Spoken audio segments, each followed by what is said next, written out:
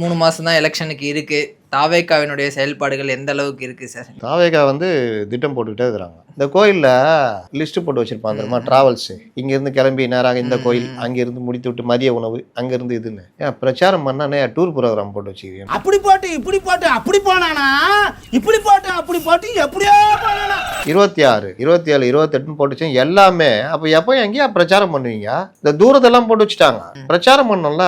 சூப்பர்ப்பா, இத சூப்பர்னு சொல்றோம். ஒரே நாள்ல எப்படிங்க இத்தனை மாவட்டத்தை கவர் பண்ணுங்க? எங்க சென்னையில ஆரம்பிச்சு திருவள்ளூர், வேலூர், வாணியம்பாடி, ஆம்பூர், கிருஷ்ணகிரி ஒரு நாள்ல. அப்ப என்ன பண்ணுவாங்க? தமிழக மக்களே வண்டி ஏறா போலாம். அது வாணியம்பாடில பேசிடலாம். மறந்து விடாதீர்கள், கிளம்பு போலாம். ஆம்பூர்ல போய் உங்கள் சின்னம் போலாம். கிருஷ்ணகிரியில மறந்து விடாத உங்கள் சின்னம் விசில் சின்னம். பிரச்சாரம் வெற்றிகரமாக முடிந்தது. தலைவரை எல்லாத்தையும் கவர் பண்ணிட்டேன். தலைவரை பயங்கரமா பிரச்சாரம் பண்ணுவாங்க. என்ன ஐயா மூஞ்சில சிரிப்பே காணோம். போதுமா? எஸ்ஏசி அவர்கள் பேசும்போது கூட சொல்லியிருந்தாரு, விஜய் கொடுக்குற வாய்ப்பை காங்கிரஸ் பயன்படுத்திக்கணும் அப்படின்னு சொல்லியிருக்காரு. இந்த மாதிரி வம்பில் தூக்குறதுல எஸ்ஏசி பெரிய கில்லாடி. அவர் சொல்றாரு, காங்கிரஸ் வந்தால் காங்கிரஸுக்கு பவர் கொடுப்போம். இவர் ஜென்ரேட்டர் கம்பெனி வச்சுக்கிறாரு. ஜென்ரேட்டர் கம்பெனி தான் வாங்கிட்டு போ, 5 லிட்டர் ஊத்துனா பவர் கிடைச்சிடும் அப்படின்னு. காங்கிரஸுக்கு இவங்க பவர் கொடுக்குறாங்க. உனக்கு ஏங்க பீஸ் பிடிங்கி விட்டுக்கிறாங்க? என்ன பண்றதுன்னு தெரியாம சுத்தி நிற்கிறீங்க. இல்ல காங்கிரஸ் வேற தனிச்சு தான் நிக்க போறாங்களா சார்? வேற ஆப்ஷன் இல்லையா சார்? தனித்து விடப்பட்டிருக்கிறார்கள். தனிச்சு தான் நிக்க போறாங்கன்னா எல்லா கட்சியும் எந்த கட்சியுமே நம்பி வரலையே சார். ஆட்சி பங்கு, அதிகாரத்துல பங்கு அப்படின்னு சொல்றாங்க. கட்சி ஆபீஸ் எங்க இருக்குது? பனையூர்ல இருக்கு. பனையூர்ல கட்சி ஆபீஸா இருக்குது? இரும்பு கட்டு போட்டுல பூட்டி வச்சுக்கிறீங்க.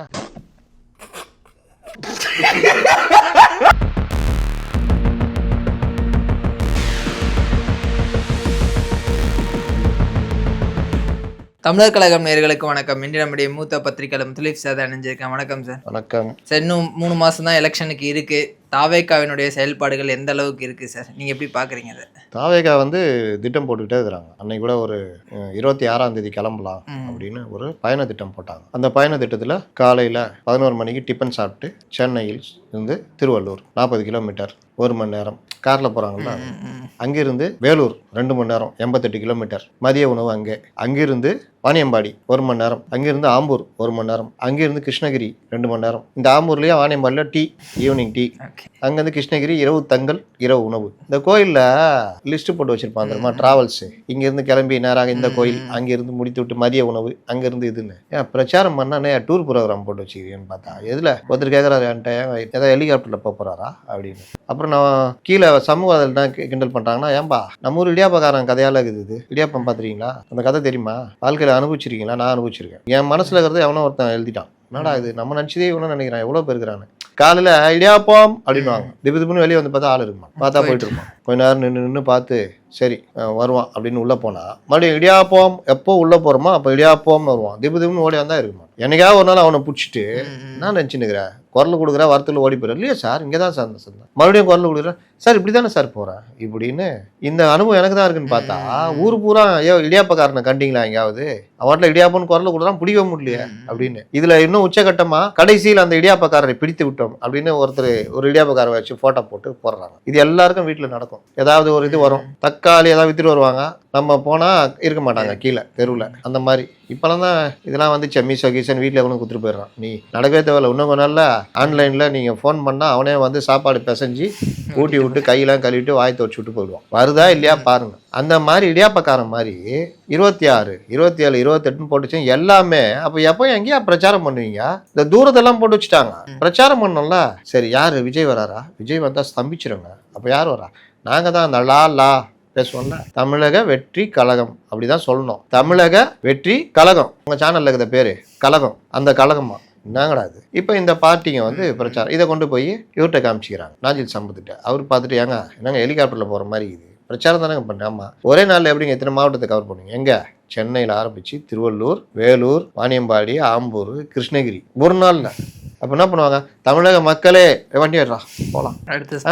அது வாணியம்பாடில பேசிடலாம். மறந்து விடாதீர்கள், கிளம்பு போலாம். ஆம்பூர்ல போய் உங்கள் சின்னம் போலாம். கிருஷ்ணகிரியில மறந்து விடாத உங்கள் சின்னம் விசில் சின்னம். பிரச்சாரம் வெற்றிகரமாக முடிந்தது. தலைவரை எல்லாத்தையும் கவர் பண்ணிட்டேன். தலைவரை பயங்கரமா பிரச்சாரம் பண்ணோம். வழியெல்லாம் ஜனங்க இருந்துச்சா? ஜனங்க ஏராளமா இருந்தாங்க. கார் போச்சு, பைக்கு போச்சு, எல்லாம் அவங்கவுங்க பரபரப்பா இருந்தாங்க. தலைவரை அவ்வளவுதான்.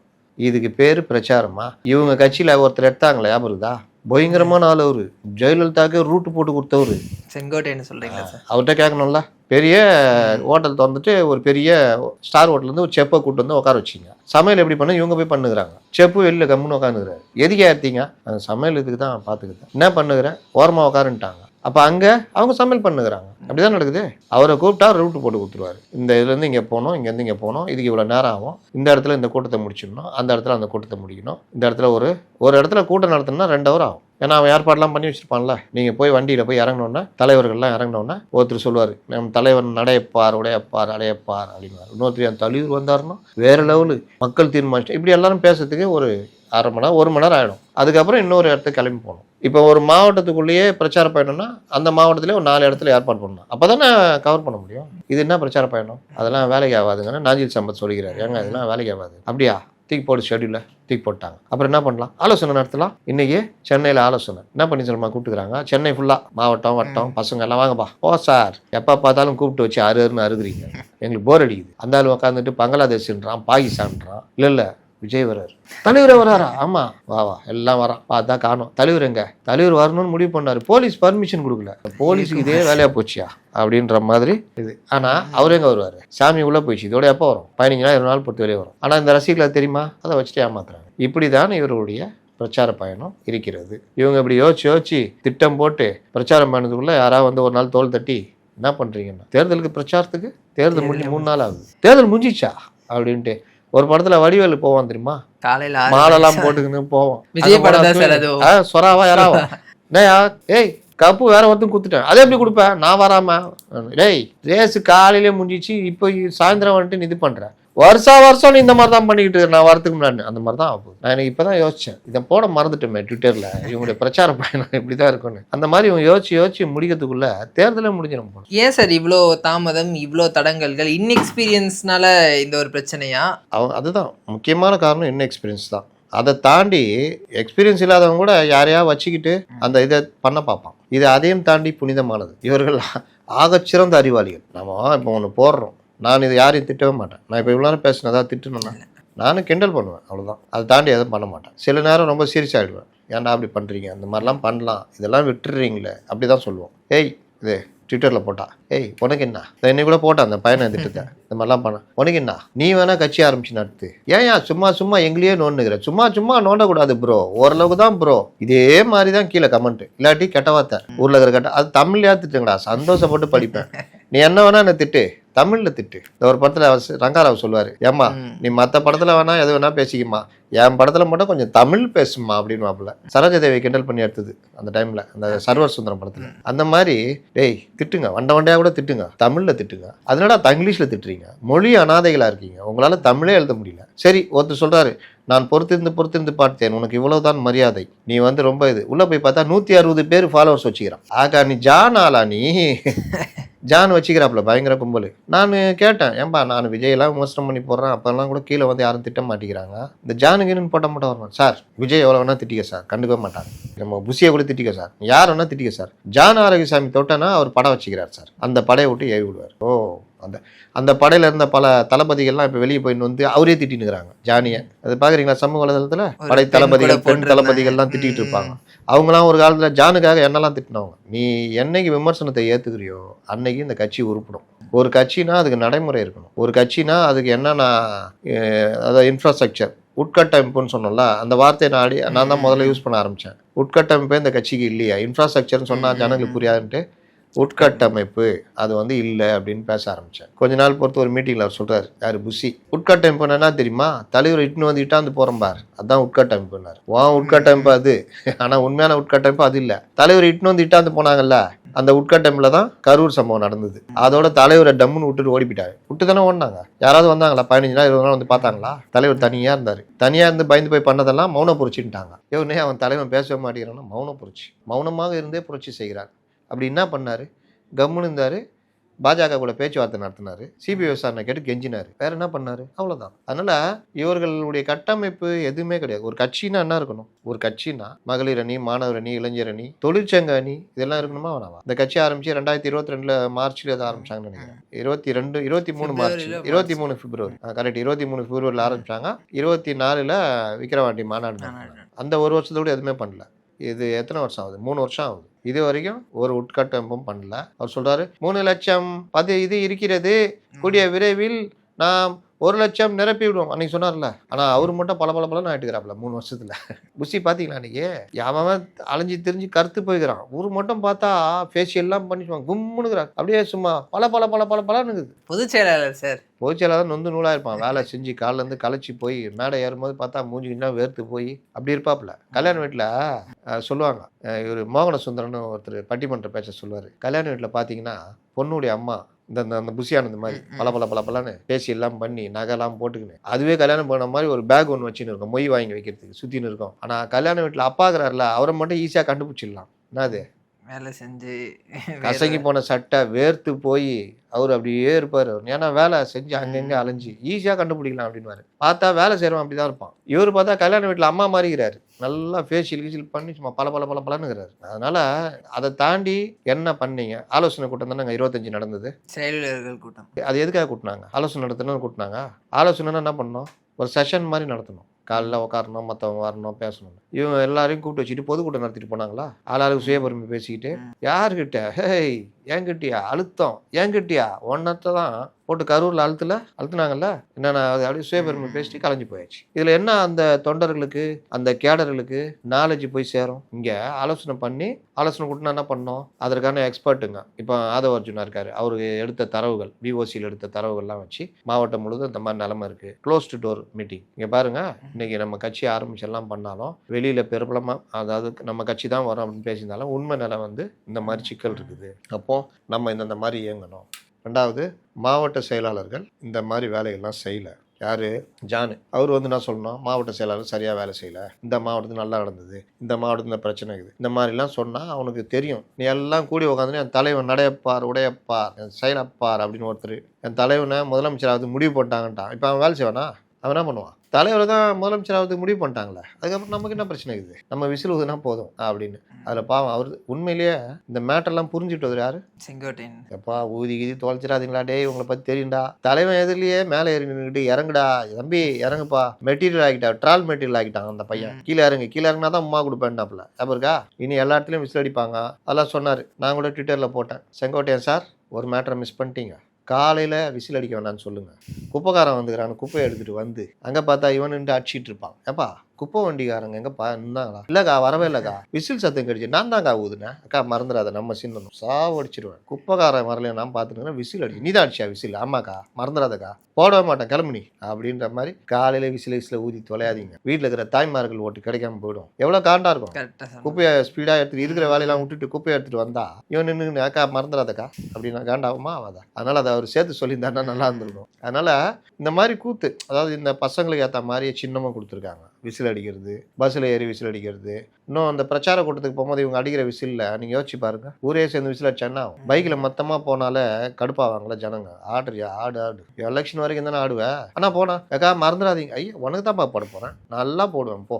நடக்குமா நடக்காதா? நீங்கள் மக்களுடைய அன்பை அபிமானத்தை பெற வழியை பார்க்கணும். இப்போவே இப்படி ஆடுதுங்களே இதுங்க அப்படின்னா, அதுவும் விசில்லாம் அடிச்சா அந்த சவுண்டெல்லாம் காது கிழிச்சிடும், காண்டாயிடுவாங்க. இதுக்காகவே உனக்கு ஓட்டு இல்லைன்றுவாங்க. அந்த மாதிரி பார்த்து தான் பண்ணணும். அதற்கான பயிற்சிகள் மற்ற விஷயங்கள், இந்த மாதிரி ஒரு இடத்துல போனால் எப்படி பண்ணணும், ஓட்டுகளாக மாற்ற வேலை என்ன பண்ணணும், எதை கையில் எடுக்கணும், இந்த இதெல்லாம் கிடையாது. ஆரம்பத்தில் கூட இவரு புஷி, உங்கள் ஊரில் லைட் இல்லைன்னா டியூப்லைட் இல்லைன்னா நீங்களே வாங்கி டியூப்லைட் வாங்கி மாட்டுங்க, கரண்ட் ஷாக் அடிச்சத்தை யார் பொறுப்பது அப்படிலாம் கேட்டோம். அதுலேருந்து அதை சொல்கிறத விட்டேன். வழிகாட்டுற ஏற்பாடும் கிடையாது. எந்த வித இதுவும் இல்லாமல் அந்த பசங்களை பாவம். நான் சொல்கிறேன், இவங்க நல்லா இருந்துருவாங்க. அந்த பசங்க கை காசு செலவழிக்கும். இந்த ஒன்றியம் வட்டம் எல்லாம் இருக்கிறவங்கன்னா வீட்டில் ஏதாவது இருந்தால் அடகு வச்சு நகையை விற்று செலவு பண்ணுவான். இந்த மாவட்டங்க ஓட்டெல்லாம் வீட்டையே விற்று செலவு பண்ணுவான். தலைவன் வரணும் அப்படின்னு வந்தவொடனே நம்மளுக்கு வேற லெவல் லாஸ்ட்ல ஒன்றும் இல்லாமல் போய் நிற்பாங்க. இந்த தேர்தல் முடிவில் பார்க்கும்பொழுது ஓட்டாண்டி ஆகி நிற்பார்கள் அந்த தொண்டர்கள். அந்த வேலை தான் பண்ண. இதுதான் ரஜினி உஷாராகி என்னால் என் தொண்டர்கள் கடனாளி ஆகக்கூடாது, நான் எஸ்கேப் ஆகிறேன் எஸ்கேப் ஆனார். அஜித் முன்னாடியே சொல்லிட்டாரு, எனக்கு ரசிகரை வேணாம் ஒன்ன வேணாம், வந்தா படத்தை பாரு போயினாரு, நீ எதுவும் பண்ண வேணாம், ஒன்ன இலக்கணும், வேலையை பாரு, குடும்பத்தை பாரு அப்படின்னு. இவர் மட்டும்தான் கட்சி ஆரம்பிச்சுட்டு என்ன பாருன்ற ஏதாவது அந்த தொண்டர்கள் செஞ்சானா ஒன்றும் செய்ய மாட்டான். டிக்கெட்டு கூட அவங்களுக்கு 100 ரூபா டிக்கெட்டு 1000 ரூபா கொடுத்தா 1000 ரூபா கொடுத்தா வாங்கணும். தான் நிலைமை. கூட்டணிலாம் எப்படி சார் போயிட்டு இருக்கு? காங்கிரஸ் வருவாங்கன்னு இன்னும் வெயிட் பண்றாங்களா? தாவேகா எஸ்ஏசி அவர்கள் பேசும்போது கூட சொல்லியிருந்தாரு, விஜய் கொடுக்குற வாய்ப்பை காங்கிரஸ் பயன்படுத்திக்கணும் அப்படின்னு சொல்லியிருக்காரு. எஸ்ஏசி ஒன்று சேர்ந்து கூட்டு போகிறேன்னு சொன்னான்ல, காவலன் படம் வந்தப்போ பிரச்சனை வந்துச்சு, திமுகவில் பிரச்சனை வந்துச்சுன்னு அன்றைக்கி எதிர்க்கட்சி தலைவர் ஜெயலலிதாட்ட போய் நின்னாங்க.